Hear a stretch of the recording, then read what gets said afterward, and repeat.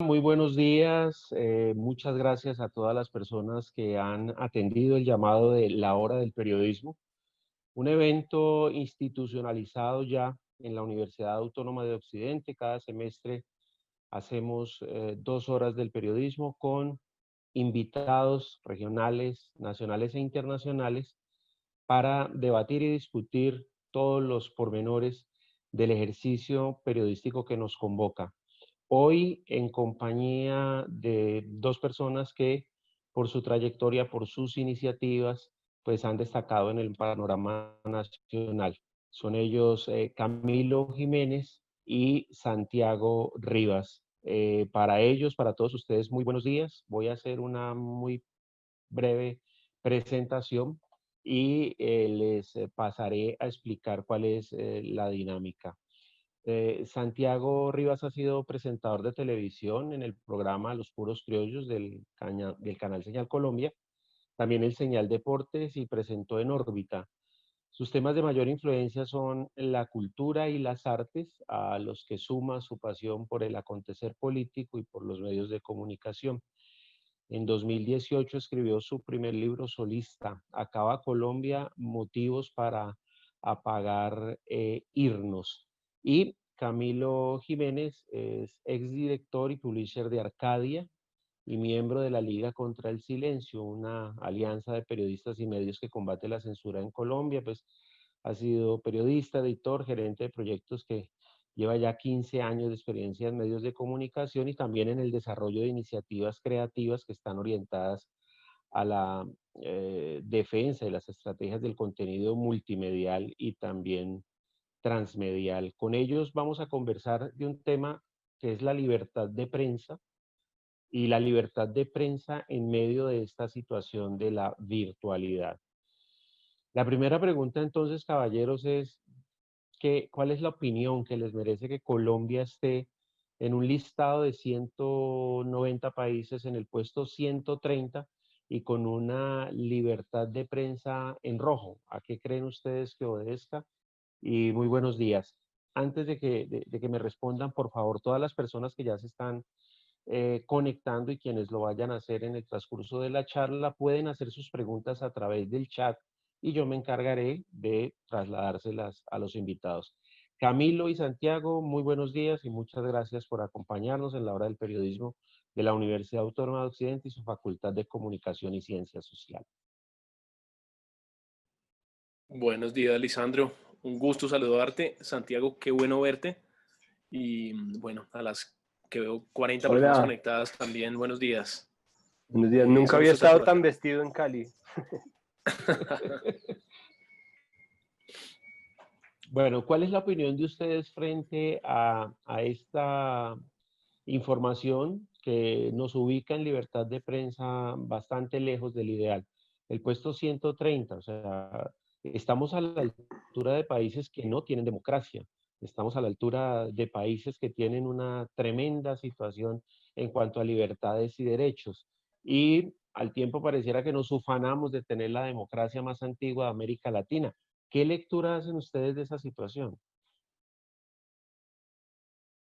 Santiago. Bueno, pues es que Colombia pues tiene la circunstancia o tiene el defecto terrible de ser un país feudal. Es decir, nosotros somos un país en donde la tenencia de la tierra todavía tiene un peso gigantesco.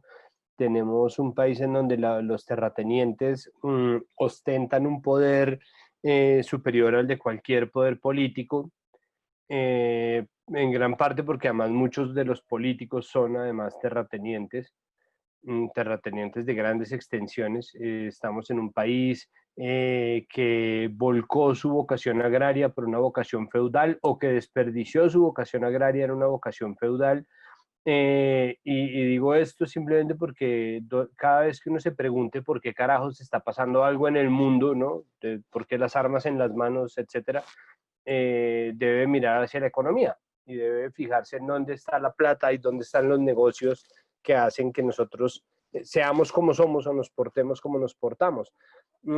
Esto quiere decir que el país físicamente, es decir, o geométricamente, un gran porcentaje del área de Colombia es propiedad de una minoría de gente con mucha plata que está buscando, a como de lugar, hacerse con el resto de la tierra que aún no tiene, ¿no? Y volverla, entre comillas, gigantescas, productiva.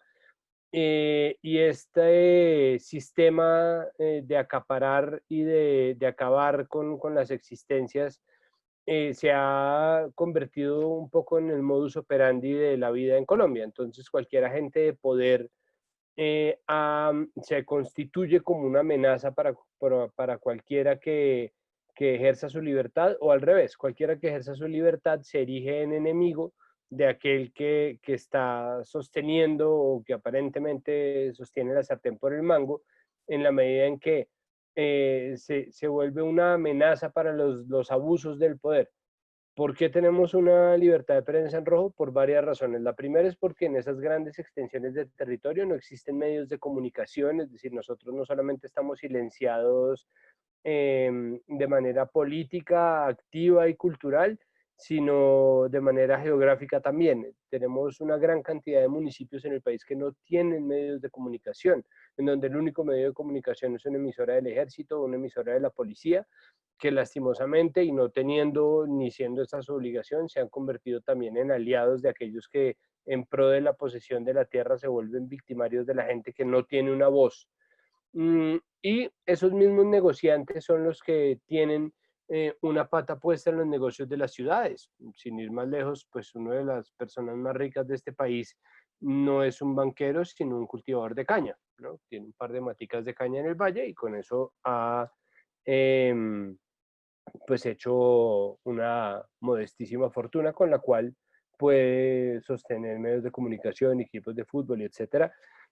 Y en esa medida son los negocios y es la economía lo que se pone por encima de la libertad. Hemos construido ya después de tener este país feudal, ¿no? En su economía, hemos construido un país que culturalmente privilegia el poder sobre la libertad. Nosotros creemos que la autoridad da la razón de alguna manera y sobre esa idea hemos construido todo. Y eso se ve simplemente en que en momentos como los que vive, por ejemplo, o los que vivió, por ejemplo, Camilo en el final de Arcadia, mucha gente aparece con el discurso y la retórica pero es que es una empresa, puede hacer lo que quiera, ¿no? Entonces, es decir, el poder empresarial termina puesto por encima de la libertad en casos como el de los puros criollos, ¿no? Había gente que estando de nuestro lado decía, uy, sí, pero es que usted sí les daba muy duro, como si ese no fuera mi puñetero derecho a hacerlo, ¿no? Como si yo no tuviera derecho simplemente a decirlo. Entonces nosotros estructuralmente estamos diseñados como una sociedad para privilegiar el poder por encima de la libertad y yo creo que eso se debe a que nuestra economía es feudal, prácticamente feudal. Vale, muchas gracias, Santiago. Camilo, ¿cuál es tu visión al respecto de esa situación? Gracias, Lisandro. Bueno, pues yo hay algo que dijo Santiago y ahí quiero sencillamente añadir un par de ideas. Santiago habló de la primacía del poder sobre la libertad como un rasgo de nuestra cultura. Y en eso, no, pues en eso estoy de acuerdo.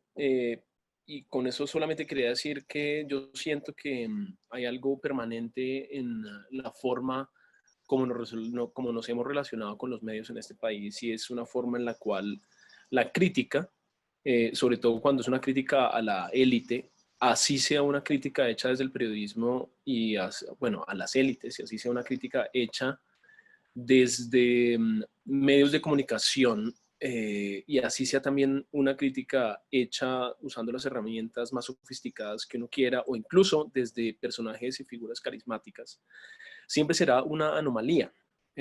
Vista así, pues también la crítica entonces es algo que no es realmente bienvenido dentro del sistema. Dentro de un sistema de una opinión pública o dentro de un sistema, perdón, o dentro de un sistema de una esfera pública que tiene ese problema, digámoslo así, como esa falla de fábrica. Y al verse como una anomalía, entonces el acto de violencia de la censura, porque ese es también un tema del que queríamos hablar acá, es de cierta forma justificado.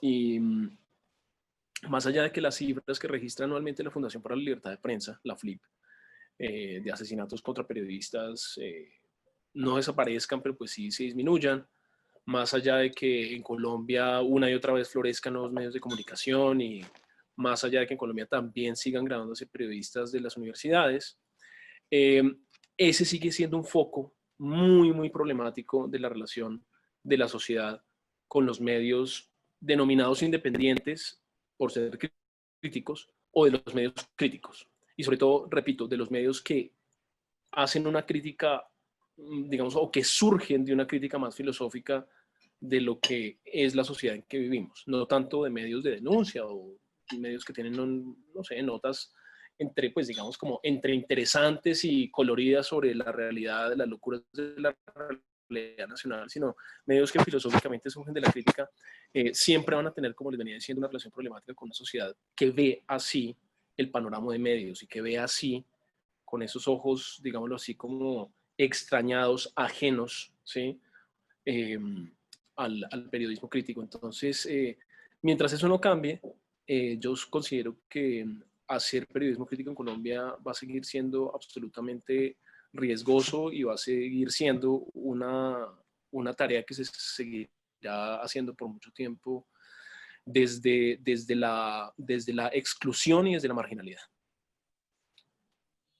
Bueno, quiero comenzar ahora contigo, Camilo, porque no cabe duda que la salida para ustedes, la salida de los dos medios de comunicación, para Santiago la salida de los puros crollos en Señal Colombia, para Camilo la salida de la revista Arcadia, los puso en el panorama de lo público. De pronto Santiago, que tiene más exposición por ser un periodista que hacía presentación de televisión, pues es probable que lo reconozcan, pero para el caso tuyo, Camilo, eso te expuso más en medios de comunicación y los otros medios inmediatamente buscan algún tipo de declaración al respecto. Quiero comentarles que Camilo me decía, ya estoy de alguna manera abrumado de estar repitiendo las mismas circunstancias en las por qué salí y qué pienso de la salida de Arcadia. Pero la pregunta frente a esto, no para repetir tu situación, la salida de Arcadia es, ¿consideras en algún momento que el periodismo no se analiza a sí mismo? Es decir, el periodismo no se mira hacia el interior, porque uno siente que los medios de comunicación están sacando periodistas y uno podría decir, bueno, el modelo está en crisis, el modelo empresarial de los medios está en crisis. ¿No podría también estar de alguna manera el periodismo en crisis? Lo que pasa es que no se mira hacia adentro, Camilo. Pues sí, ese es un problema muy grave, pero yo considero que, digamos que análisis hay muchos, ha habido muchos. Digamos, hay incluso hoy en día instancias, organizaciones que impulsan ese análisis. Pensemos en la Fundación Gabo, pensemos en las reuniones, encuentros, foros, congresos, seminarios que una y otra vez tienen lugar en este país, en Bogotá, en otras ciudades capitales, a nivel nacional, local, regional. O sea, todo lo que ustedes quieran existe, digamos, en términos de plataformas y espacios para hacer análisis. Incluso aquí han existido unas grandes figuras de la ética del periodismo, en tanto a pensar en la ética del periodismo, que todos recordamos y todos conocemos, pero yo creo que antes de hablar de análisis, los medios de comunicación necesitarían hablar más bien de una pregunta ética profunda, y es, ¿están dispuestos los medios de comunicación a hablar con la verdad sobre ellos mismos? Y temo que no están en la capacidad de hacerlo y que por mucho tiempo no lo estarán si no hacen cambios fundamentales, porque esa verdad sobre ellos mismos es una verdad muchas veces antiética. Quiero decir, las grandes cadenas de televisión, las grandes cadenas de radio, los grandes medios diarios, pues digamos periódicos diarios o medios impresos semanales o mensuales, voy a generalizar, la gran mayoría de ellos son medios que en su corazón tienen conflictos éticos que no han querido y no han podido solucionar. tienen conflictos éticos porque en su corazón se cruzan intereses políticos, intereses sociales, intereses económicos, que pienso que hacen que esos medios sean como son, hacen que entren en las contradicciones que entran y que vemos todos los días en lo que vemos en televisión, escuchamos en radio y leemos en prensa escrita. Y como les digo, que si no se solucionan, si esos medios no se ponen en la tarea realmente de resolver esos nudos, pues ahí van a estar para siempre. ¿Cuáles son esos nudos? Pues como les decía, pues, de una manera un poco abstracta, el encuentro muy profundo de intereses de todo tipo, que muchas veces ponen en segundo plano el interés que debería ser el fundamental de los medios, que es el interés público, ¿sí? El interés por el ciudadano, el interés por la deliberación, por generar espacios de libertad de prensa. Y pues al poner eso en un segundo plano y tener otras cosas como prioridad, pues los medios así se analicen, van a tener ese problema ético. Entonces creo que aquí, y pues digamos, y además lamentablemente no tenemos periodismo sobre medios en Colombia, salvo algunas muy afortunadas excepciones, como por ejemplo el presunto podcast del cual participa Santiago, ¿sí? Pero lamentablemente en Colombia no tenemos tradición de periodismo de medios. Y es una tradición que siempre se ha visto truncada por una gran unión de los periodistas del poder en contra de esas iniciativas. ¿Sí? Y perdóname que me extienda un poquito más en la respuesta, pero por ejemplo, cuando la silla vacía, que la silla vacía, digamos, en años recientes ha sido como el medio que una y otra vez con relativa sistematicidad ha intentado hacer periodismo de medios, cuando la silla vacía ha intentado presentar chivas o hacer críticas sobre lo que hace Semana, lo que no hace El Tiempo, lo que hizo Caracol. Una y otra vez siento que los periodistas que representen esos medios del poder se unen para decir cosas como, oiga, silla vacía, ojo, entre periodistas no nos pisamos las mangueras. Y eso es gravísimo porque pues a través de esa exclusión categórica de los periodistas que hacen crítica a los medios de esos círculos del poder, pues lo que se está haciendo es exponerlos y otra vez volviéndolos anómalos, anormales.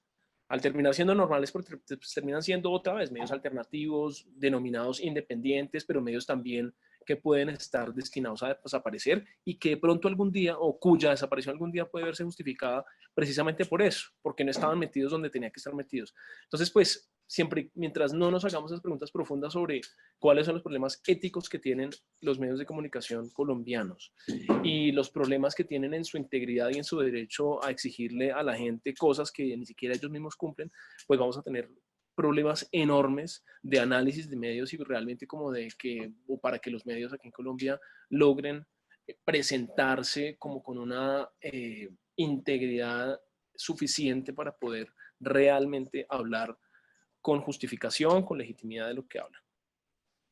Muchas gracias, Camilo. Santiago, ¿se mira hacia adentro el periodismo colombiano? De todas maneras, hay que decir también que la concentración de la propiedad de los medios de comunicación en Colombia se ha calificado como vergonzante. Es decir, los cuatro grupos económicos son los propietarios de la mayoría de medios de comunicación y quedan muy pocos espacios para un ejercicio de periodismo independiente o alternativo del que ya hablaremos más adelante. Pero ¿el periodismo colombiano se mira al ombligo o no se lo mira, Santiago? El periodismo colombiano, no, pero es que una cosa es uno mirarse a uno mismo, como mirarse en el espejo y autoevaluarse, ¿no? Lo que estaba describiendo Camilo de hacerse crítica, de autocrítica, que es fundamental y que los medios no lo hacen.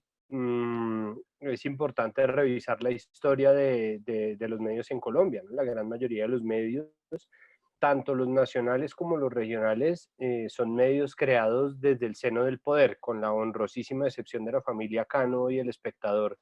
Los López, los Pastrana, los Lleras, los Gómez, los Ospina, todos han tenido, ¿no?, algo que ver o han creado sus propios medios. Eso es algo muy del siglo XX, no es solamente en Colombia, que cualquier político estuviera siempre alternando con ser un periodista. Es algo que nos pasó incluso en el gobierno Santos, en donde tuvo la cara dura Juan Manuel Santos de decirle a Vicky Ávila que él era periodista, ¿no?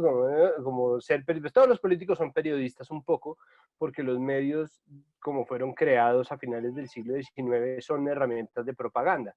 fueron herramientas de propaganda. El problema es que terminó existiendo una partición del país que no dejó a nadie sin poder, y es importante que haya gente sin poder. Por eso yo hablo de la honrosísima excepción de la familia Cano y del Espectador, porque fueron los únicos que no tuvieron una participación nunca del erario, ¿no? Ni tuvieron una participación en el Estado, pero de ahí para allá todo el mundo, ¿no? El País de Cali, La Vanguardia en Santander, La Patria en Manizales, todos tienen al menos en sus mesas editoriales a algún momio de las élites, sean estas aristocráticas o económicas, empresariales o rurales o lo que quieran. Y ahí viene, Lisandro, el problema con la concentración de la propiedad en los medios. Entonces, claro, pasa y eso está empezando a reventar, estaba empezando a reventar desde hace 3 años, el año pasado fue, creo que yo, el punto culminante de eso. Pues pasa que los medios terminan volviéndose más empresas que otra cosa, más empresas que medios, y en esa medida terminan traicionando también a sus propios periodistas, razón por la cual grupos de medios como Semana se dan el lujo de echar a un montón de personas que les trabajan haciendo contenidos pensando en hacer una avanzada digital. Entonces, claro, ellos contratan a otras personas y contratan caras que les supuestamente traen tráfico a sus páginas, pero hay muchos de esos contenidos que quedan sin doliente. Y pasa también en El Espectador, o sea, no, ahí no son una honrosísima excepción, ¿no? Que ellos empezaron soltándole el punto coma a los practicantes, ¿no? Como, ¿no? Y eso es simplemente porque se toman las decisiones en torno a los medios o frente a los medios desde una perspectiva económica. Económica que está directamente conectada con el ejercicio del poder. Entonces, no es nuevo que los medios en Colombia, sobre todo ciertos medios que son como de línea gobiernista, que no importa quién esté ahí subido, ellos están con él. Esos medios de línea gobernista tienden a decir que en pro de la estabilidad de las instituciones, ¿no? Esto y aquello, entonces como no son capaces de tomar partido en contra del poder, incluso cuando el poder comete desmanes, ¿no? Incluso en escándalos como los de los falsos positivos, incluso en escándalos como el más reciente del perfilamiento a periodistas, ¿no? Siempre quedan dudas y eso va minando la relación con la gente. Eso es vergonzante, como lo dice Camilo, porque uno de los grandes activos del periodismo es el prestigio, y eso lo saben los medios y saben que no deberían estar arriesgando su propio prestigio, pero es mucho más fuerte el capital que les entra por pauta y sobre todo por pauta oficial en este momento. Eso se va a ir acabando y la prueba está en que se ha ido acabando los despidos masivos y las reingenierías, ¿no? Entre gigantescas comillas que están viviendo los medios de comunicación. En gran parte se debe a que no hay plata para sostener un ejercicio que no cuente con la gente, a que el periodismo se debe a la gente y se debe a los periodistas. Y en este momento los únicos que están jugando el juego de la comunicación son los grandes empresarios propietarios de medios, los políticos que tienen línea directa con esos empresarios y, entre enormes comillas, el público, ¿no? El público, que es aparentemente una masa de gente con un serio retraso mental que simplemente les cliquea en los tweets que ellos ponen, que simplemente les tapea en sus enlaces y en sus páginas y se lee sus noticias o no, sino simplemente les da unos números para que ellos puedan pasar una medición de tráfico. A la gente no se le está teniendo en cuenta ni se le está preguntando qué quiere o qué no quiere. Nosotros no podemos guiarnos por Twitter, nosotros no podemos guiarnos por Facebook, mucho menos nos podemos guiar por Instagram. Entonces lo único que tenemos a la mano es pensar que porque hay mucha gente cliqueando sobre una noticia de celebridades, hay mucha gente a la que en realidad le interesa, y eso me parece que es una medida muy mentirosa. Entonces, a la gente se le olvidó y se olvidó también al periodista, que es el encargado de, y perdón, el gracias Farid, de hacer el periodismo, ¿no? De manera que medios que tienen excelentes periodistas, porque Semana en este momento todavía, a pesar de sus ingentes esfuerzos por echarlos a todos, todavía tiene buenos periodistas en su nómina. El Tiempo todavía tiene buenos periodistas en su nómina. Caracol Radio tiene buenísimos periodistas en su nómina, pero no los dejan trabajar, o al menos los ahogan, y no se ahogan ni encañonándolos, ni amenazándolos, ni silenciándolos activamente, sino simplemente dejándolos cada vez más al margen, más al margen, más al margen, y haciéndoles difícil la vida. Y esto yo lo digo retomando una historia que contaba hace una semana Camilo, cuando hablábamos con la Liga contra el Silencio, precisamente sobre cómo era la vida de Arcadia, que era además económicamente viable al interior del Grupo Semana. Bueno, Camilo, nos da Santiago para poder hablar directamente de lo que es el grupo empresarial Semana, donde usted trabajó y donde estaba Arcadia. Uno siente que además de esta nueva reingeniería de los medios de comunicación, pareciera que existe en los medios de comunicación la única posibilidad de financiación a través de la pauta estatal. En un portal se revelaba, por ejemplo, cómo y antes de que llegara el grupo Gilinski a Semana, los negocios con el Estado eran alrededor de 31.000 millones de pesos. Es decir, el problema no es de dinero, el problema es de a quién contrato para conseguir ese dinero y de alguna manera también qué tipo de periodismo hago. La pregunta es, este momento de lo virtual no nos está llevando por unos laberintos imposibles de controlar. Lo digo de la siguiente forma. En un medio de comunicación impreso, televisivo, radial, convencional, hay unos editores. Y esos editores, dependiendo de su posición ideológica, del medio para que trabajen, etcétera, pues tienen unos criterios para seleccionar qué es lo que se informa. Pero en este mundo de la red, de la internet y de tantas cosas que son difíciles de asir, de controlar, pues nos vemos abocados a un ejército de gente produciendo contenidos.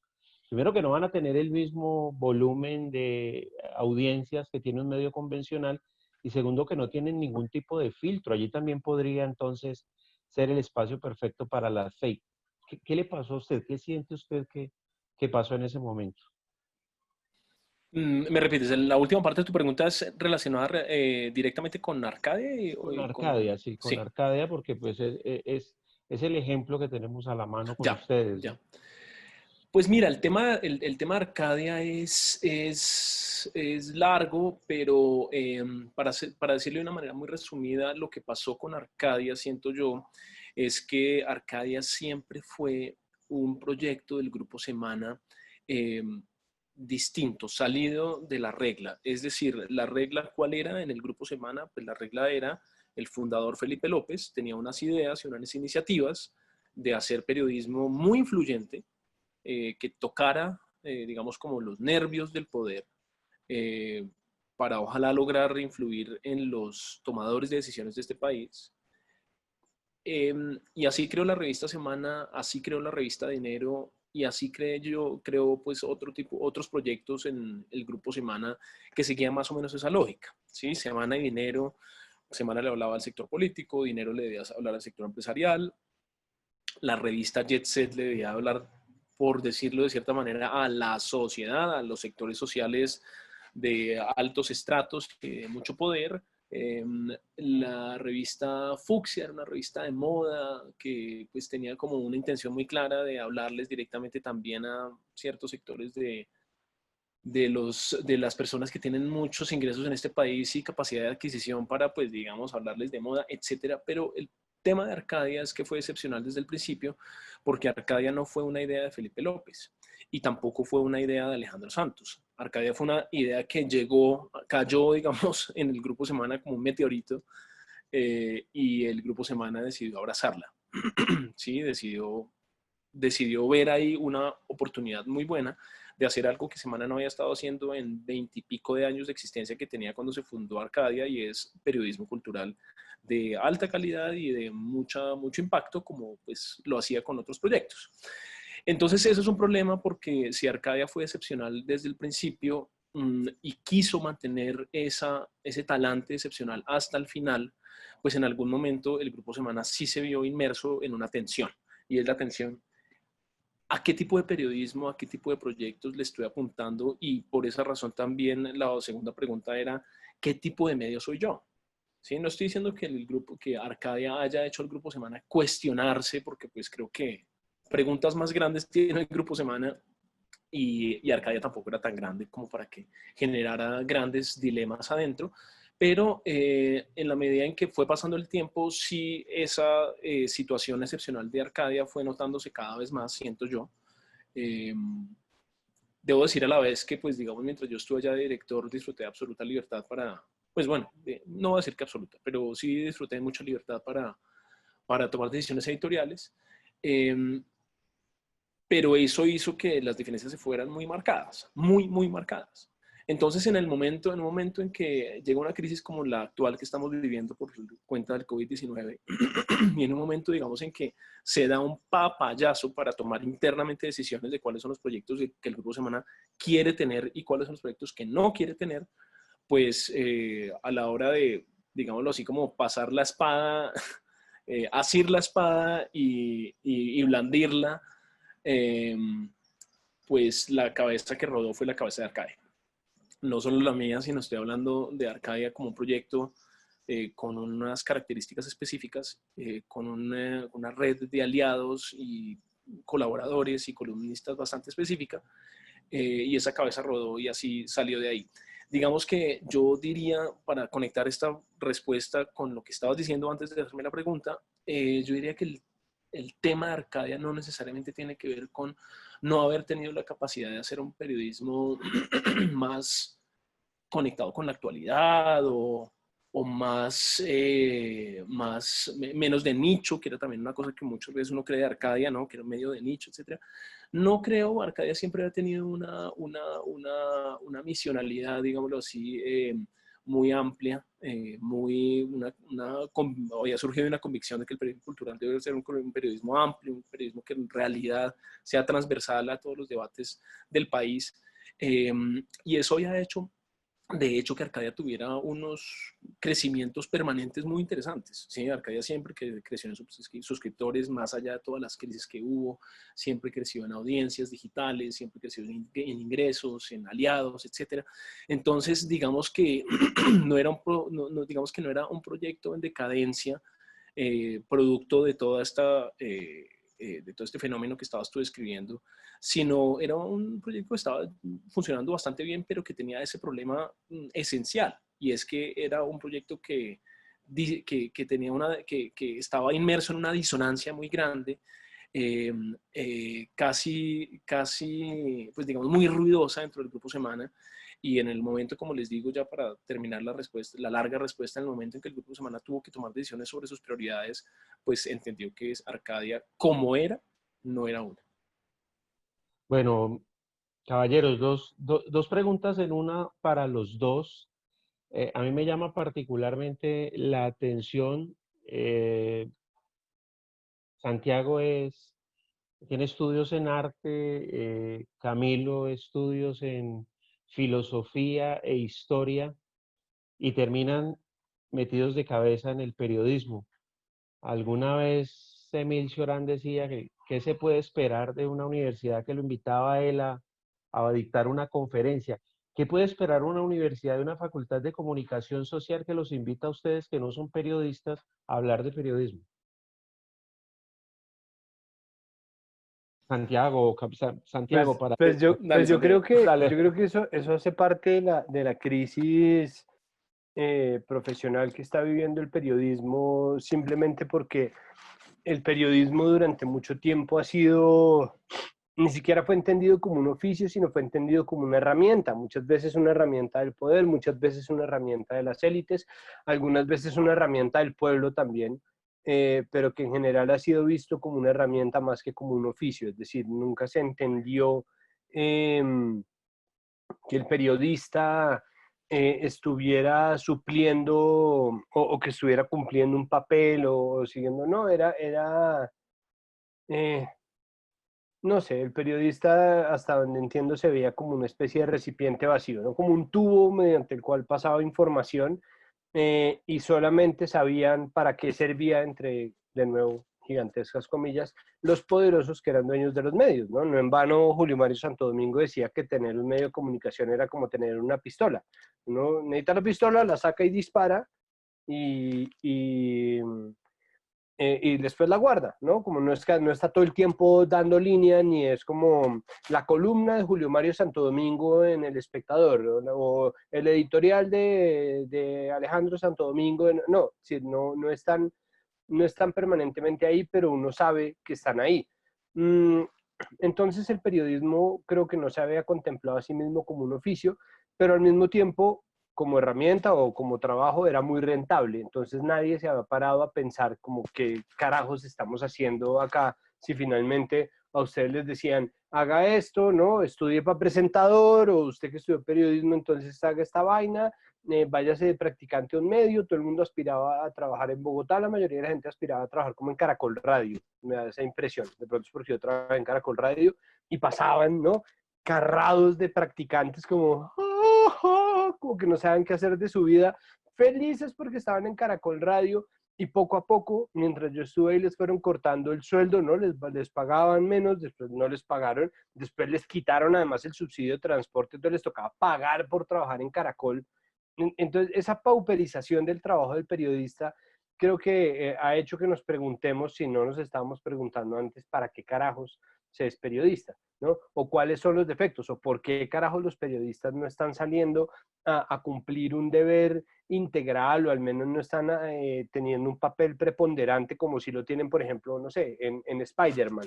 No, mentira. Pues digo yo por joder, porque Peter Parker es periodista, Clark Kent es periodista. Es decir, la idea de esta persona que está en todos lados, que es un ojo que mira el poder, que es un ojo que mira al crimen, que es un ojo que vigile y que cumple con su trabajo, también se perdió, ¿no? Entonces, ¿qué puede esperar? Pues ahí sí, la pregunta que hacía cioranescamente, es decir, de manera triste y casi que suspirada, como ¿qué se puede esperar de una universidad? Pues ahí sí creo que se lo tienen que responder ustedes, pero creo que es evidente que las facultades de comunicación y de periodismo no le están dando las herramientas suficientes a sus estudiantes para lidiar con el mundo al cual están saliendo. Y eso lo digo yo como artista, facultad de ser comunicadores, yo es porque soy verborreico y ya, pero economistas, abogados, ingenieros, médicos, son personas que tienen muchas más posibilidades de triunfar en el mundo de las comunicaciones porque tienen algo que decir. Entonces creo que se les fue la mano con esa idea del receptáculo vacío, con esa idea del tubo, ¿no? Por el que pasa la información, porque ese tubo necesita de una cultura y necesita de un peso específico y necesita de una mirada y necesita de un criterio, y no siento que se esté educando a los comunicadores ni a los periodistas con suficiente criterio, razón por la cual terminamos siendo llamados a seminarios de periodismo filósofos y literatos y artistas, hasta artistas plásticos, marica, así están, así les está yendo, que están llamando a artistas plásticos a hablar de periodismo. Entonces, pues es una pregunta que realmente me parece que está pensada para que le respondan ustedes que están diseñando los pensums, ustedes que han decidido no darle clases de historia a sus estudiantes, ustedes que han decidido no darles clases de contexto, ustedes que han hecho programas académicos que permiten que una persona en un semestre diga, ¿me vuelvo periodista o me vuelvo comunicador organizacional? Y tome esa decisión como si cualquier cosa, como si no se necesitara, ¿no? Peso para hablar de una cosa, peso para hablar de la otra, y tener periodistas que están repitiendo las mismas preguntas siempre y que tal vez sepan mucho de plataformas, pero tal vez no tanto sobre lenguajes y sobre las implicaciones de los códigos virtuales. Entonces, ¿qué se puede esperar de una facultad que termina llamando a un artista plástico a hablarles de periodismo? Pues bueno, es un ejercicio, llamarlos a ustedes es un ejercicio precisamente de vincular a los estudiantes a otros mundos, a miradas más amplias, a otros contextos, y es un esfuerzo desde la Universidad Autónoma escuchar voces que están permitiendo que se desarrollen productos y proyectos periodísticos con contenido.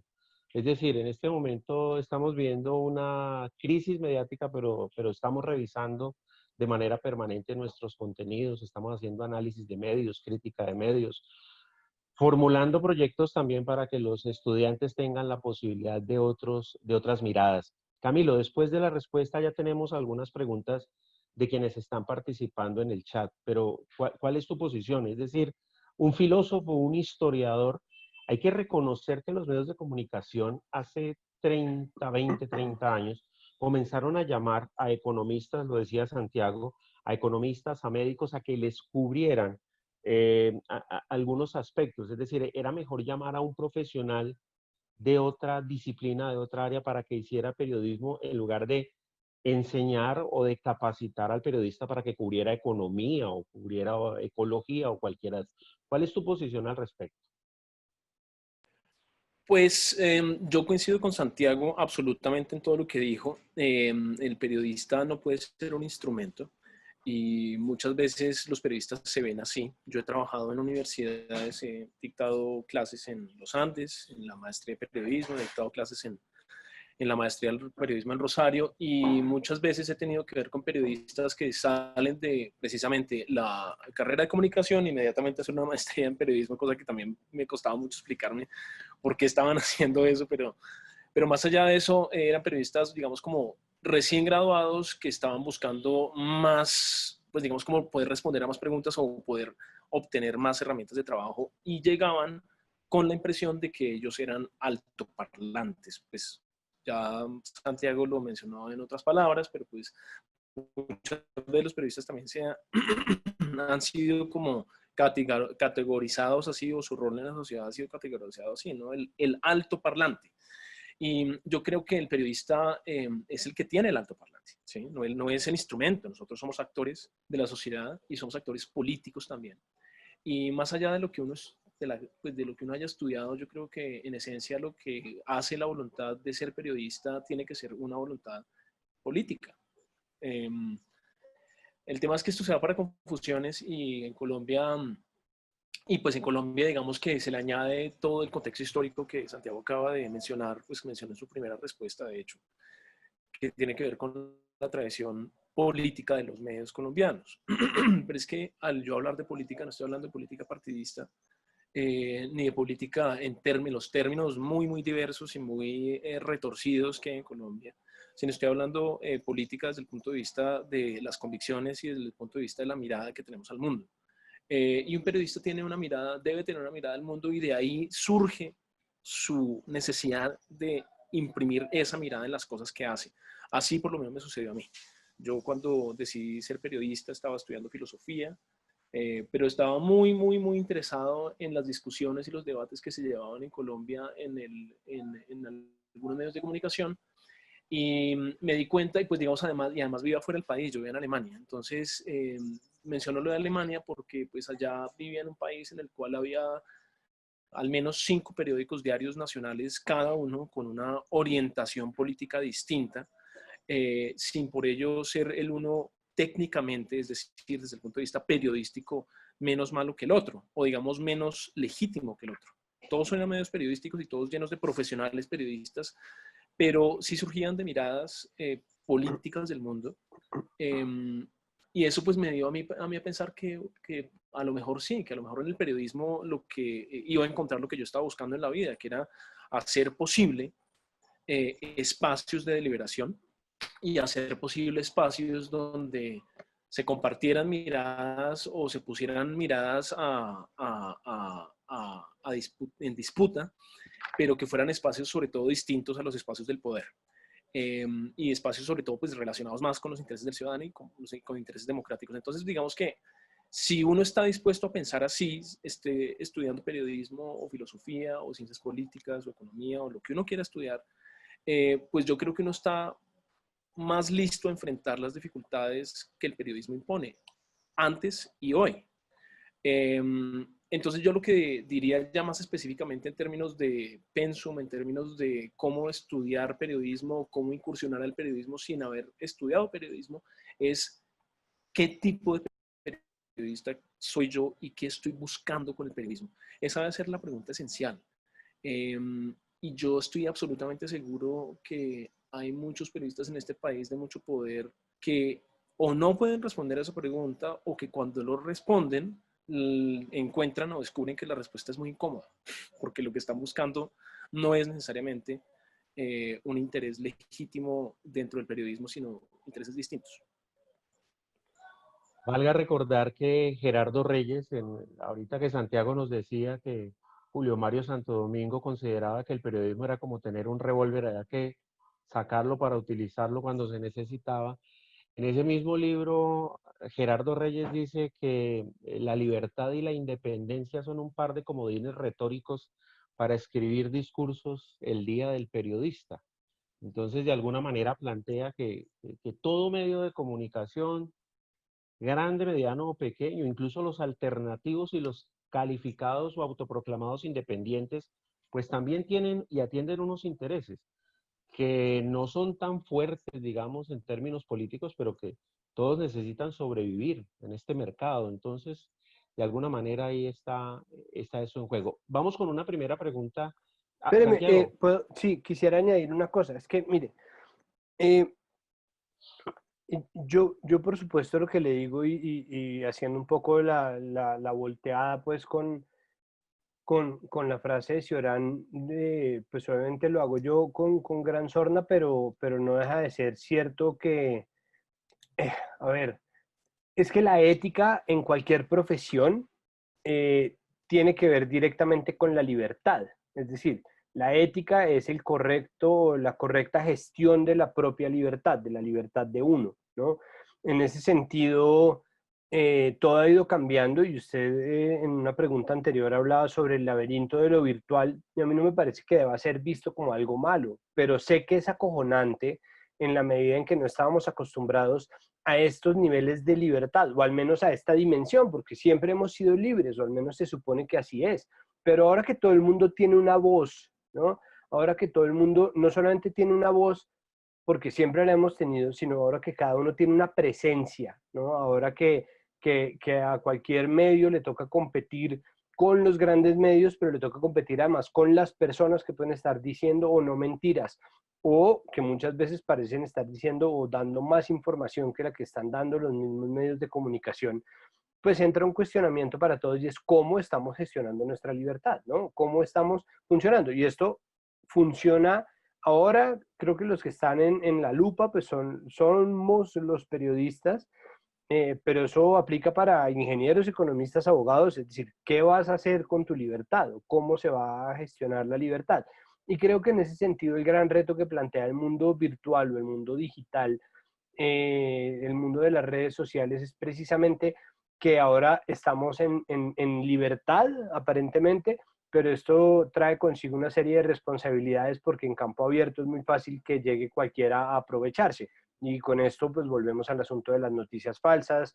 ¿Sí? Pero ¿cómo hacer en un entorno lleno de noticias falsas cuando no tenemos nadie en quien confiar? Es decir, si los medios se han encargado de traicionar a la gente en pro del poder y efectivamente los medios independientes también son susceptibles de caer en juegos de poder muy bobos, como por ejemplo, ¿no? Tan simple como que el periodismo cultural está permanentemente en el riesgo de volverse medios de loa y medios de lambonería a quienes tienen, por ejemplo, el monopolio de las boletas. Entonces, si a mí Move Concerts me pone, o Páramo Presenta me pone 5 boletas para Stereo Picnic, entonces después es muy posible que nos reclamen que por qué putas estamos hablando mal de Stereo Picnic si nos dieron tantas boletas que cuestan tanta plata, o muchas veces sentimos que ser amigos de los que están creando, ¿no? Cuando cubrimos a quienes crean, entonces ser amigos del músico, ser amigo del artista, nos da una especie de poder especial, por muy independiente que sea el medio, ese vínculo que aparentemente es afectivo puede convertirse, por supuesto, en una cadena, pero ahí está precisamente la pregunta,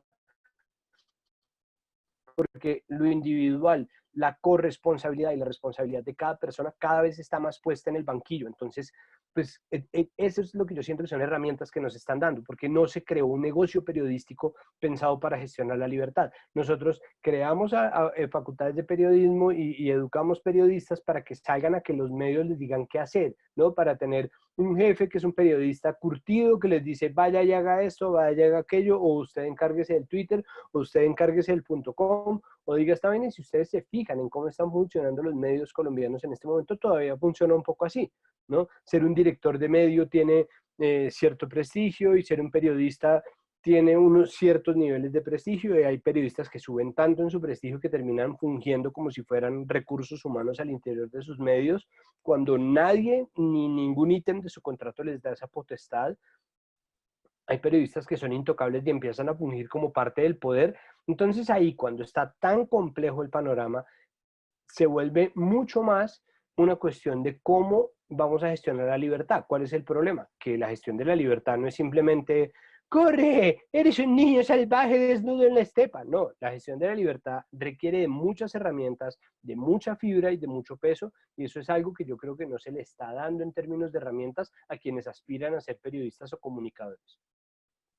La cuestión, Santiago y Camilo, es que hay buena parte de la opinión que considera que las redes sociales y la posibilidad de que cualquier ciudadano emita información está menoscabando el periodismo.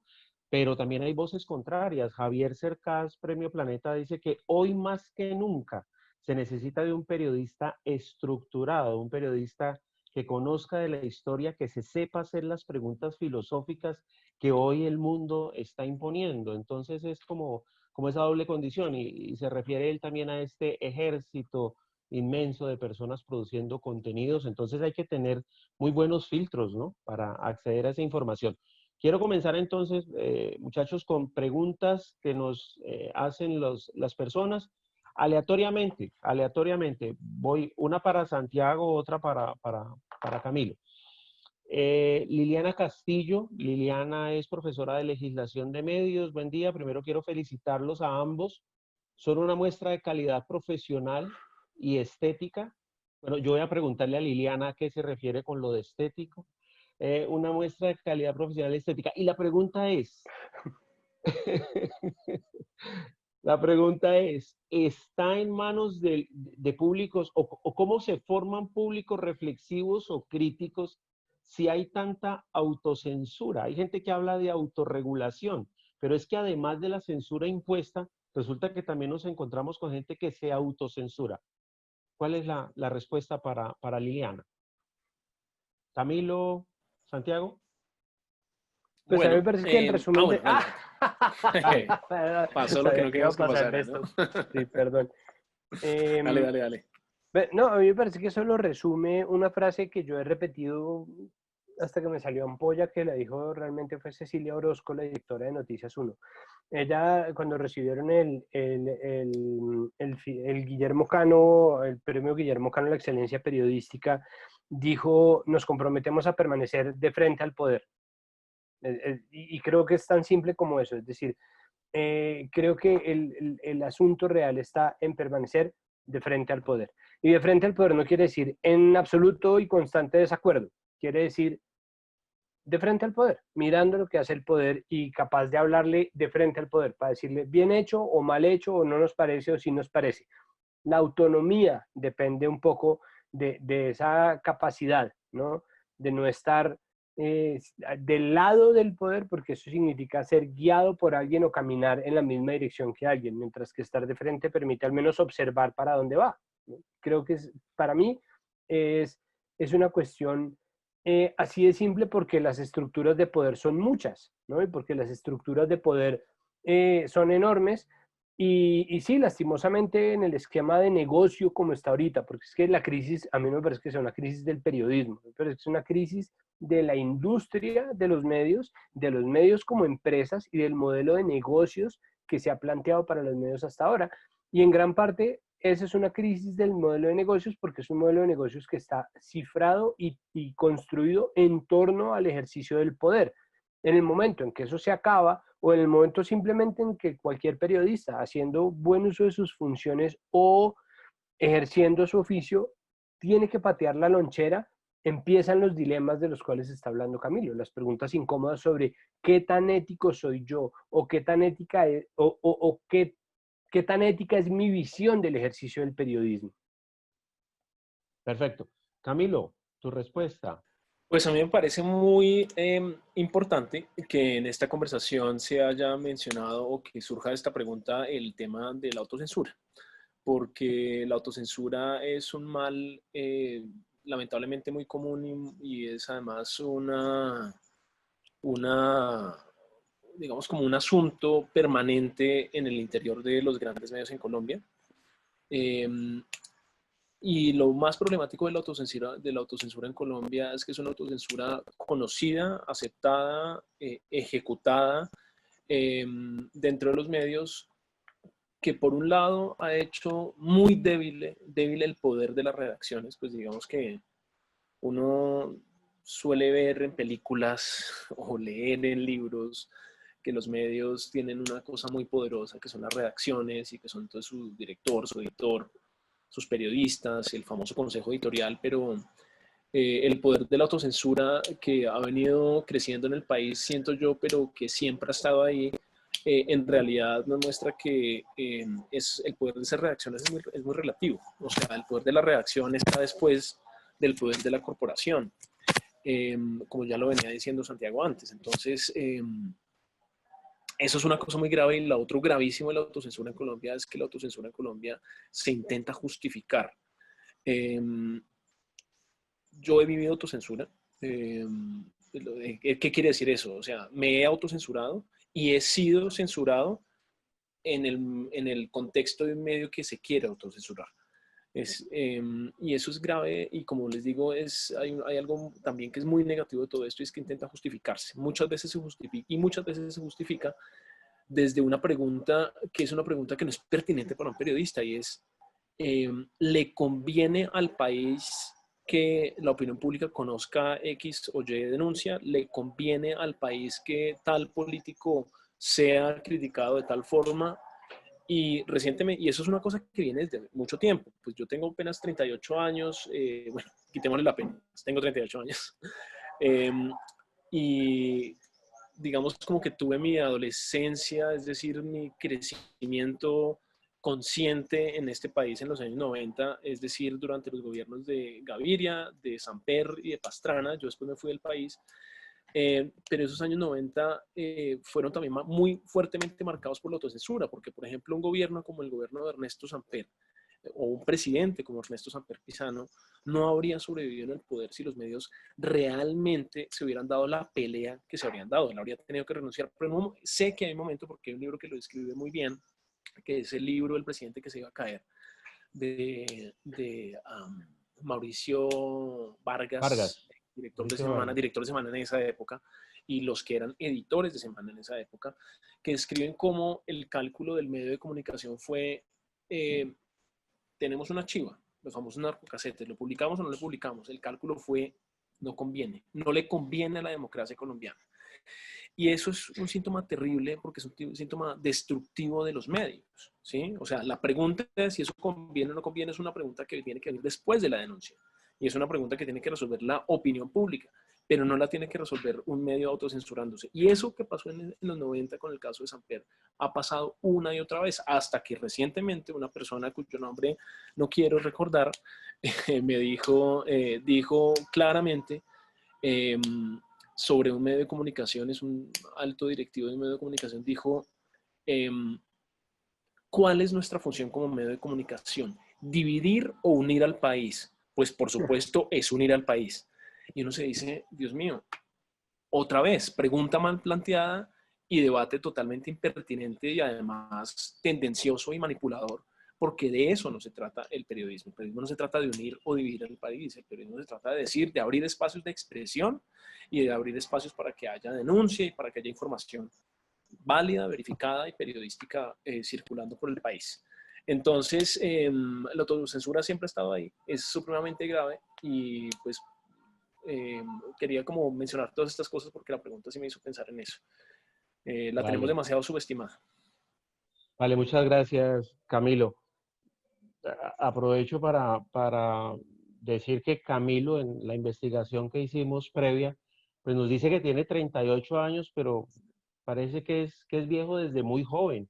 Estando muy jovencito leía las columnas de Antonio Caballero. O sea, leerse uno a los 15 años las columnas de Antonio Caballero y ser fiel seguidor de Antonio Caballero, pues de alguna manera es el lector de un país que no ha cambiado. Bastante pesimista, bastante crítico, y una persona que desde el poder, ¿no? Desde su misma estirpe ha dado un paso al costado para mirarse. Eso es difícil. A los 38 años puedes tener mucha más edad intelectual. Santiago, tenemos otra pregunta de una de las personas participantes aquí en el foro, José William González, con el saludo para ustedes dos y para todo el foro. Nos dice, ¿qué puede hacer un ciudadano desprevenido para mejorar el criterio con el que escoge la información que consume si es que no estamos educados en pensamiento crítico? Es decir, ni en la escuela, ni en la familia, ni en la educación formal nos brindan pensamiento crítico. Pero digamos, ¿qué le podemos decir a un ciudadano del común para que escoja mejor lo que consume? Santiago, pregunta de José William González. Pues el ciudadano desprevenido debería prevenirse. Yo pienso que lo fundamental es, no sé, es decir, yo entiendo si la relación de los periodistas con los medios que los contrataban era pasiva, ¿no? Si era más la estabilidad laboral lo que contaba, si uno incluso en medios que estaban abocados a, como lo está contando Camilo, unir al país, ¿no? Si están haciendo un frente común por la estabilidad de las instituciones y la democracia colombiana, lo que quiera que eso quiera decir.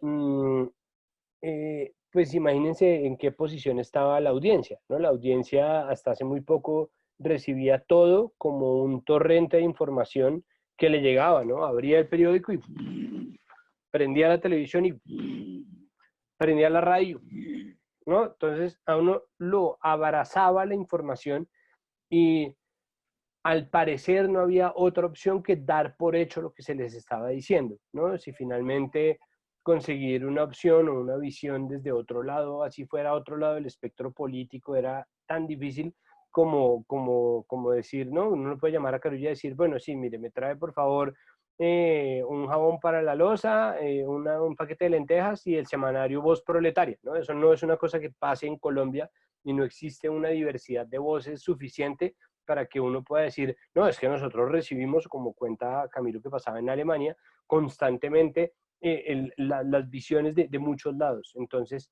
¿qué ocurre? Pues que la posición de la gente también era, así fuera desventajosa de alguna medida, era una posición muy cómoda. Es decir, esto fue lo que me dijeron y por eso todavía el joven habla sobre la audiencia desprevenida, ¿no? El ciudadano desprevenido.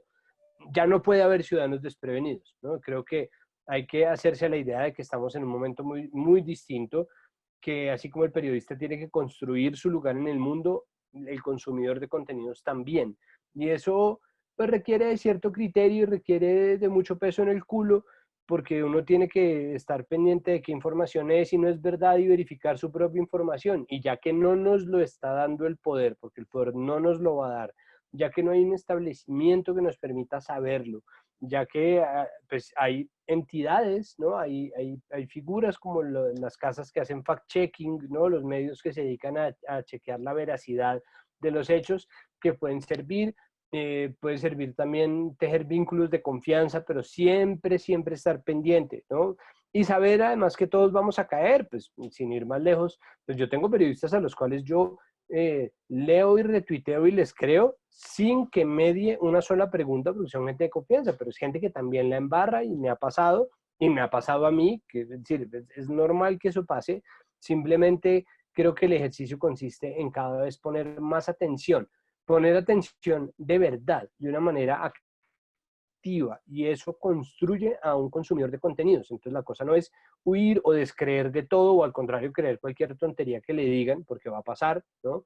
Pero sí darse cuenta. En este momento la objetividad, ¿no? Ya está mandada a recoger, pero lastimosamente la verdad está tan subvalorada que hay medios que declaran, ¿no? Pues hay casas de medios que declaran que quieren ser el Fox News colombiano, que además me parece lindo porque, ¿no? Gilinski declara que quiere ser el Fox News colombiano, es como, bueno, párate en fila, huevón, porque Blue Radio, RCN, El Tiempo ya estaban tratando de hacer lo mismo de rato y no le contaron a nadie, ¿no? En cambio, tú contándolo, estás incluso mostrando las cartas en la mano, ¿no? Qué bobería, porque ahora todo lo que haga va a ser puesto en duda a través de eso, ¿no? Como si no fueran ya puesto en duda lo que hace Blue Radio, ¿no? Y cualquier medio ya está puesto no, estamos en lo que un hacendado muy famoso de Colombia llamó el estado de opinión, que corresponde lastimosamente a una utopía nazi de propaganda en la cual la verdad no existe porque cada cosa que uno diga, verdad o no, puede ser una opinión, ¿no?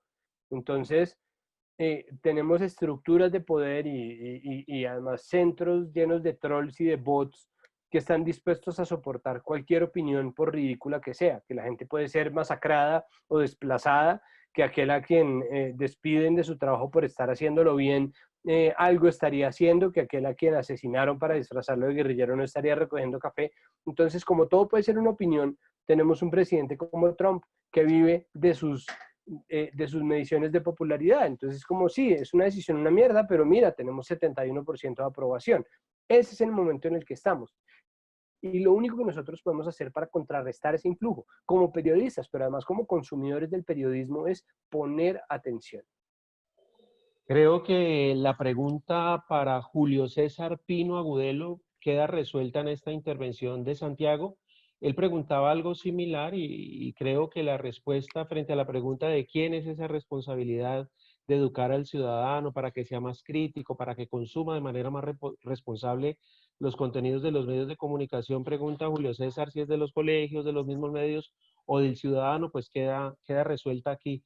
Pues es del ciudadano. El ciudadano debe procurar también dejar de ser tan desprevenido, prevenirse un poco más frente a la información que consume y ser más responsable con aquello que comparten Igual tanto en los estaría medios. bueno que los colegios hicieran algo por ello, ¿no? Es decir, estaría muy bueno que los colegios enseñaran. A mí, por ejemplo, yo lamento mucho que nunca nos hubieran puesto, es decir, un par de clases de sociales, de verdad, 3 clases de sociales. En todos los 13 años de colegio nos pusieron a llevar recortes del periódico a ver qué, ¿no? Pero nunca nadie nos enseñó cómo se hace una página de portada, por ejemplo, cómo se decide la portada, cómo funciona un medio de comunicación.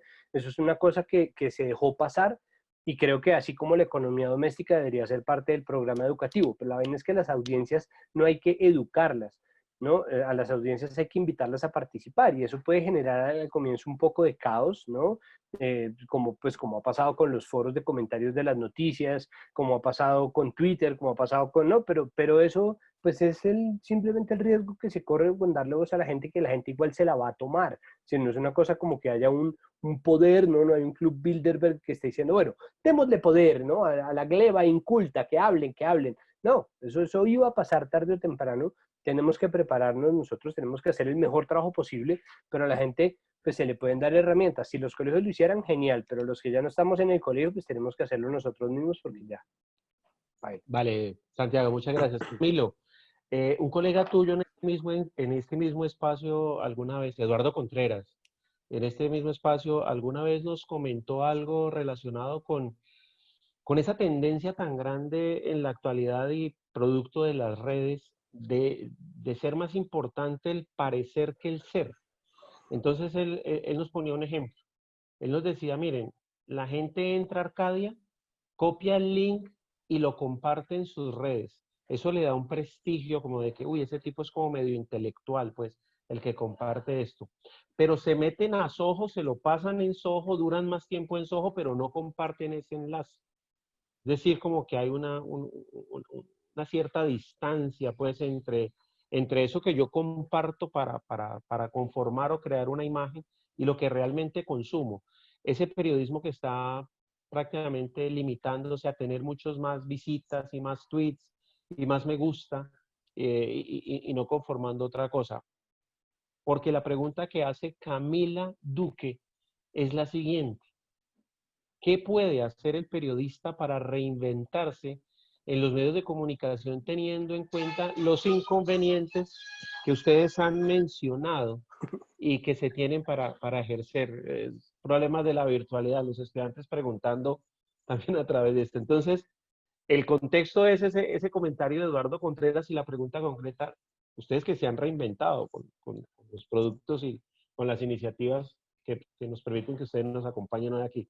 ¿Cuál es la respuesta, Camilo? Pues yo quiero responder a esto muy brevemente y de una manera ojalá que sea suficientemente contundente. Es las veces que yo he intentado reinventarme como periodista, lo que he hecho es volver a la raíz. Porque el problema creo que ya evidente también a través de esta conversación de nuestro periodismo es que está intentando ser, a través de esas iniciativas de reinventarse, lo que está intentando es como cambiar de piel y hacer otras cosas. Y de nuevo, el periodismo es un acto político y es un acto político de resistencia y de contrapeso al poder. Entonces, creo que lo que más nos convendría sería día a día preguntarnos si estamos haciendo eso. Y a esa pregunta entonces les siguen un montón de preguntas como, bueno, entonces el formato en el que lo estoy haciendo me lo está permitiendo hacer o no. La voz con que lo estoy haciendo me lo permite hacer o no. Esas ya son cosas que se desprenden de ahí, pero yo creo que lo importante, como para que también el término de reinvención no sea confuso, es, de nuevo, es resolver esa pregunta fundamental y es para qué estamos acá. Y yo creo que eso también cada uno de las personas que nos está oyendo, si se hace la pregunta, cada uno debería intentar responderlo a su manera. Los libros de texto de ética periodística, de introducción al periodismo, de herramientas periodísticas, tantos que hay tan buenos, yo creo que solo ayudan cuando uno está convencido de lo que uno quiere con el periodismo. Entonces yo creo que ahí está, esa es una respuesta que yo siento que es como la más básica y la más sencilla a una pregunta que tiende a ser demasiado grande y que tiende además a llenarse de arandelas, ¿sí? Como con todo lo que permite hacer el periodismo hoy. Entonces, no, entonces eso es transmedia, multimedia, multiplataforma, no sé qué cuentos, etcétera. No, sí, es más bien desde qué punto de vista partes tú, ¿sí? O sea, ¿cuál es tu pregunta vital, humana, humanista, que te hizo plantearte la pregunta del periodismo en un inicio? Y si eso está ahí, si esa claridad al menos diaria de hacerse esa pregunta está ahí, yo creo que uno está muy bien preparado para enfrentar ya los otros desafíos, que son desafíos más técnicos. Ok. Ya nos respondió Liliana Castillo frente a la pregunta de lo estético, ¿no? Dice, los puros crollos y Arcadia eran una delicia, por eso dije lo estético. Camilo y Santiago, el futuro definitivamente será producción de contenidos de alta calidad en medios alternativos virtuales donde la gente tenga que pagar por ver, pagar por leer, pagar por escuchar. Pues yo quiero arrancar conectando con algo que mencionó Santiago en su pregunta, en su respuesta a la primera pregunta del público, y es lo que tiene que ver con las famosas audiencias. Digamos que la idea de audiencias es una idea muy compleja por varias razones. Uno, porque es una cosa abstracta, es una masa estúpida, como lo dijo Santiago, y es que realmente si uno se pone a pensar en eso, pues uno está siendo de hecho bastante irresponsable y estúpido al pensar así, porque está partiendo de la base de que es posible aglomerar a todo el mundo en un conjunto llamado audiencias y que ese conjunto además se deja alinear. Pero lo terrible de este concepto de audiencia es que sí es una realidad dentro de las empresas de medios, es decir, las empresas de medios sí están buscando eso comercialmente y también pues comercialmente en su búsqueda de pauta y también estratégicamente en su búsqueda de una amplitud, de llegarle a mucha gente o de ser medios masivos. Y el problema de eso es que termina siendo que esas empresas de medios sí quieran alinear a la gente. Eh, y pues eso es la cosa primero que todo más antidemocrática del mundo y por ese sentido también más antiperiodística en la que yo puedo pensar. Entonces, yo creo que es esencial volver a la pregunta o digamos hacer una pregunta más profunda y es, no hablemos de audiencias en esos términos masivos y generales, sino hablemos de un público con el cual yo me identifique y desde el punto de vista del público hablemos de medios con los cuales yo me identifique. Eso yo creo que lo que va a hacer es hacer que el panorama de medios sea mucho más diverso y más grande en un futuro. Entonces no creo que la pregunta sobre el futuro sea una de vamos a tener que, yo qué sé, volcarnos solamente a la web, hacer muchos contenidos, perder libertad. No, la pregunta del futuro va a ser la misma de siempre. ¿Qué tipo de medios queremos ser? Y yo creo que en este momento esa es una pregunta fundamental también para los periodistas, ¿sí? O sea, después de haber respondido por qué quiero hacer yo periodismo, la segunda es qué tipo de periodista quiero yo ser y qué quiero decir con lo que quiero decir. Porque ahí es donde yo creo que uno puede encontrar conexiones con la gente y conexiones legítimas. Y yo creo que ahí está el valor más grande que podemos tener los medios, pues los periodistas y los periodistas que estén en medios, como proyectos legítimamente periodísticos. Y es decir, representamos algo único. Hemos logrado una conexión con nuestros lectores o con nuestro público desde esa definición de lo que nos hace únicos y ahí hemos empezado a construir una relación. Y esa relación en algún momento puede eventualmente volverse una relación también de plata. Es decir, bueno, si me consideras único, si te gusto, si además de todo me quieres exigir y criticar y exigir que yo sea mejor, pues entonces también comienza a pagar. Pero para llegar hasta allá hay un montón de pasos. Y creo que ese montón de pasos en Colombia, en términos generales, no se han dado. O sea, antes los medios tenían un montón de suscriptores porque es que era lo único que había. Los medios han perdido suscriptores y la pérdida de suscriptores es increíble. Yo conozco cifras de dentro, no solamente del Grupo Semana, sino de varios medios de comunicación grandes, y en Colombia no hay crecimiento, el crecimiento es bastante pobre. Entonces, y pues por ende no se puede comparar con los crecimientos del New York Times, que yo leí hace un par de días que acaba de volver a romper su récord de suscriptores y que ahora está hablándole a no sé cuántos, creo que más de 10 millones de personas en todo el mundo que están pagando su suscripción al New York Times. Entonces, pues yo creo que sí podría haber un futuro mucho más saludable, con nuevas preguntas también éticas en el futuro, pero sí creo que puede haber un futuro más saludable en una relación directa, sin intermediarios y mucho más legítima entre público y medio de comunicación, pero solo si antes, de nuevo, los medios se sacuden, se quitan de encima tanta parafernalia y recuerdan que lo que están haciendo es periodismo, y el público se sacude también y se distingue de la audiencia, de la masa, y sabe que, y pues se da cuenta que es un ciudadano con una mentalidad, con unas actitudes, con unas necesidades y con el derecho a tener espacios que quiera defender. Y esos espacios pueden ser los medios de comunicación. Cuando ese momento llegue, yo creo que sí puede haber como un modelo y un modelo con futuro de periodismo pago por sus propias audiencias, pero creo que de aquí a allá todavía hay un camino muy grande, y mi gran preocupación es que de aquí a allá probablemente van a seguir cerrando medios. Y pues digamos, la pregunta de la supervivencia va a volverse cada vez más grave. Entonces ahí es donde yo creo que hay unas preguntas como complicadas, negativas, pero en cuanto a la pregunta del público, de la persona que la hizo, creo que es esencial ya concentrarse en eso, en lo que acabo de mencionar. Bueno, Santiago, en esa misma línea, en ese futuro virtual, en esta situación, no solamente a la academia, a los medios de comunicación, a la sociedad en general, nos están vendiendo la idea de que la posibilidad de lo virtual es lo que va a solucionar todo, y el teletrabajo y demás, con todas las connotaciones y los debates que pueden encerrar. Pero Colombia es un país, Santiago, que no tiene una cobertura, es decir, hay por lo menos 20 millones de personas, el 47-48% de los ciudadanos en Colombia no tiene accesibilidad, no tiene una buena cobertura. Es un problema grave que los medios piensen en que esa es la posibilidad, cuando en Colombia esa posibilidad también es muy restringida, ¿no? ¿No cree usted? Sí, pues sí, sí lo creo. De hecho, me parece que se corre un riesgo y sí, es decir, efectivamente, lo que nosotros tenemos que entender es que tenemos, en términos de negocio, el futuro sí va a ser ese. Es decir, en términos del negocio, creo que estamos en un momento que, aunque el remesón esté acabando con las formas tradicionales de los medios en Colombia, debería tender a generar un ecosistema de medios mucho más complejo. Entonces, en términos de la viabilidad económica, creo que sí está en lo virtual.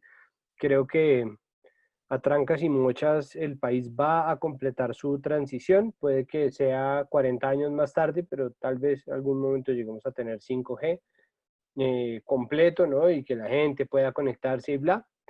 Pero eso depende también de los intereses económicos que están detrás de eso, ¿no? ¿Qué es más poderoso? ¿Los intereses de la gente a la que no le interesa tener a los campesinos conectados para que puedan tener cuentas de Twitter en los cuales denunciar el desplazamiento?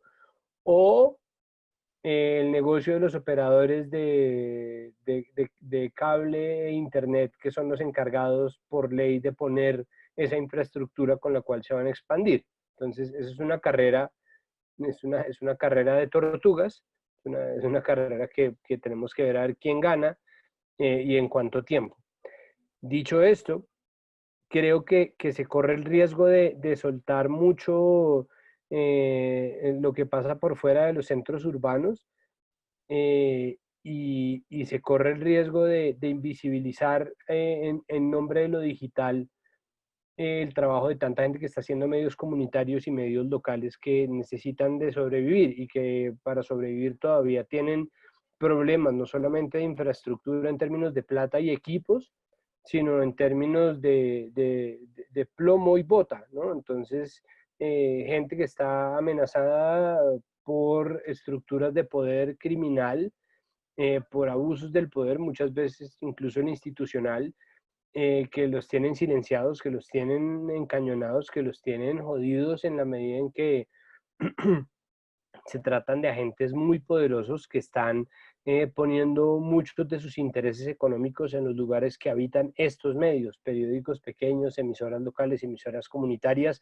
medios de comunicación, incluso digital, de los cabildos indígenas y de las pequeñas autoridades étnicas, de minorías raciales, pero además medios que han hecho denuncias del poder en municipios en los que nadie se imagina que pueda existir un medio, en gran parte porque ese centralismo sirve también a unos intereses de poder.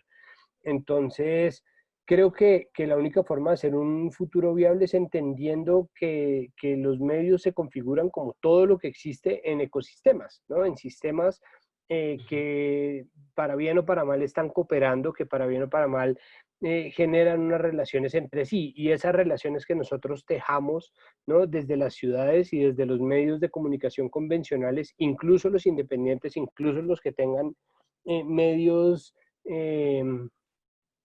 desestructurados, ¿no? Como lo hace mutante.org o como lo pueden hacer muchos otros, entiendan que su ejercicio también debe destinar parte de sus esfuerzos a sostener la viabilidad de los medios en los sitios en donde la gente no tiene internet, en los sitios donde nadie está viendo, que visibilizar eso, y eso es algo de lo que hace la Liga contra el Silencio, y es algo de lo que hace la FLIP, pues también corresponde a un ejercicio ético, porque parte de la libertad, o al menos, bueno, yo que soy tan mamerto, pues de la solidaridad como un refuerzo y un tejedor de las estructuras en las cuales nosotros entendemos el ejercicio colectivo de nuestra libertad. Es decir, nosotros creo que los medios van a ser cooperativos o no van a ser, ¿no? Y lo que es triste es que en un futuro próximo parece que no van a ser. Y parece que no vamos a tener los medios que necesitamos en Buenaventura, que no vamos a tener los medios que necesitamos en Tumaco, que no vamos a tener los medios que necesitamos en el Cauca, que no los vamos a tener en Arauca, que no los vamos a tener en la mayoría del territorio nacional, porque los intereses económicos muchas veces de la misma gente que está creando y sosteniendo medios de comunicación en las ciudades no le interesa, no le conviene. De ahí, de esa diversidad, yo creo que va a depender qué tan próspero o qué tan feliz va a ser nuestro futuro, que no tiene que estar lleno de abundancia, que seguramente viene mucho mejor en el tiempo para los medios pequeños, que seguramente en términos de suscripciones va a crecer, porque son gestos que se normalizan y en la medida en que se vuelvan más confiables los mecanismos de pago digital y cosas que nada tienen que ver con el periodismo, pues pueden afianzar ese negocio. Pero es verdad, la pregunta es perfectamente legítima y creo que no se puede resolver si no es haciéndolo en realidad, si no se puede resolver si no es tomando cartas en esta historia, ¿no? Poniéndose manos a la obra para construir un sistema de medios que nacionalmente sea más complejo y más sólido, que estemos viéndonos, que no nos silenciemos, que no nos invisibilicemos y que busquemos impedir que el poder acabe por silenciar las voces de quienes tienen que hacer denuncias en municipios muy alejados de las ciudades. Bueno, pues Santiago y Camilo, muchísimas gracias. Muchas gracias por participar de esta hora del periodismo, por entregarnos sus opiniones, por contarnos de sus experiencias y por ayudar a construir una mejor democracia entregando estos elementos. Mensaje final, muy brevemente, por favor, Camilo, para nuestra audiencia. Bueno, yo cerraría diciendo que a pesar de todo lo que hemos dicho, porque creo que el saldo de esta conversación es más bien negativo, un poco muy crítico y un poco pesimista, más allá de eso, quienes aquí en el público, el periodismo, pues primero que todo no deberían perder ese interés y segundo que todo deberían ver que digamos que yo siento y voy a incluir a Santiago aquí, que Santiago y yo somos parte de una generación, digamos, que ha vivido con toda la fuerza la crisis del periodismo. Esa crisis arranca quizás en finales de los años 90, comienzos de los años 2000 y aún no termina, pero yo creo que como toda crisis esto va a pasar. Está pasando, o sea, está ya más allá de algunos golpes que uno vuelve a ver, de algunas subidas de la marea que uno vuelve a ver recientemente, lo de Arcadia y lo de Daniel Coronel y bueno, y más cosas que uno ve en Colombia en el panorama de los medios. Yo creo que ya hay al menos algunas luces que están mostrando hacia dónde va, hacia dónde puede ir todo esto. también lo hablábamos recientemente con Santiago en la charla que tuvimos para la Filmo en Casa con la Liga contra el Silencio. Hay muchos medios alternativos o nuevos proyectos periodísticos en Colombia, y si uno compara eso con la situación como era hace 10 o 15 años, eso es positivo. Son medios además hechos por personas que tienen una mentalidad distinta, una mentalidad del siglo XXI, una mentalidad de futuro y no la mentalidad ya en decadencia y agonizante de los grandes medios tradicionales colombianos. Son medios además muy diversos. Está pues ya Ley de la Silla Vacía, que ya tiene incluso más de 15 años, pero está también Mutante, del que acaba de hablar Santi, Mutante siendo pues además un medio de comunicación totalmente distinto de todo lo que hemos conocido en Colombia. Está Presunto Podcast, en el cual Santiago también está la Liga contra el Silencio, está, la lista es realmente larga, es de medios nacionales, de medios regionales, de medios locales, y además es de medios que están presentes en video, en audio, en texto. Entonces, pues eso es una perspectiva de futuro. Y a mí me parece muy importante que quienes quieran seguir adelante en este oficio tengan eso en cuenta. O sea, sí hay una luz al final del túnel y la luz es muy clara, pero el final del túnel, o digamos esa luz, sí que no es o no está en la mirada de los grandes medios tradicionales.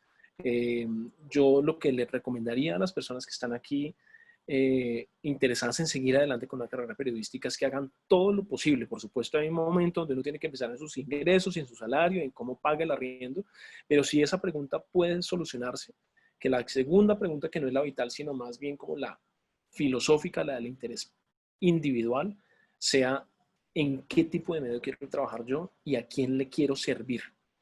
Y espero y les deseo a todos ustedes que respondan a esa pregunta diciéndose: no le quiero servir al poder.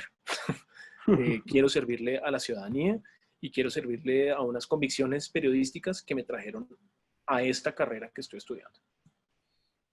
Camilo, muchísimas gracias. Muy amable, muchas gracias por tu participación. Santiago, un minutico para el mensaje final, que nos cortan Zoom también. Yo creo que, bueno, no, Camilo lo ha resumido muy bien. Yo siento que es importante, es decir, a ver, creo que las cosas no han cambiado tanto, es decir, los principios rectores de cualquier ejercicio, y el periodismo está incluido en eso, no ha cambiado tanto, ¿no? Nosotros pasamos mucho tiempo pensando sobre la forma, pensando sobre si las redes nos van a acabar, pensando sobre si deberíamos o no deberíamos hacer tal o cual cosa, y la verdad es que eso ya está dado, es decir, la crítica es natural al ser humano y a la mente humana, y la creatividad es natural al ser humano y a la mente humana, y la colectivización también es completamente natural a los humanos. Entonces yo creo que precisamente el camino está por ese lado. Solamente para poder recordar siempre eso que acaba de decir Camilo, que nuestro punto, nuestro foco de servicio no tiene por qué estar puesto en el poder ni en el ejercicio del poder, sino todo lo contrario, en la construcción que nosotros hacemos a partir de nuestra libertad, pero no solamente eso, sino de la libertad como un medidor de la excelencia en el oficio periodístico. Y eso no lo digo yo, eso lo dijo Albert Camus, ¿no? Camus dijo: el periodismo, la prensa libre puede ser buena o mala, pero la prensa que no es libre solo puede ser mala.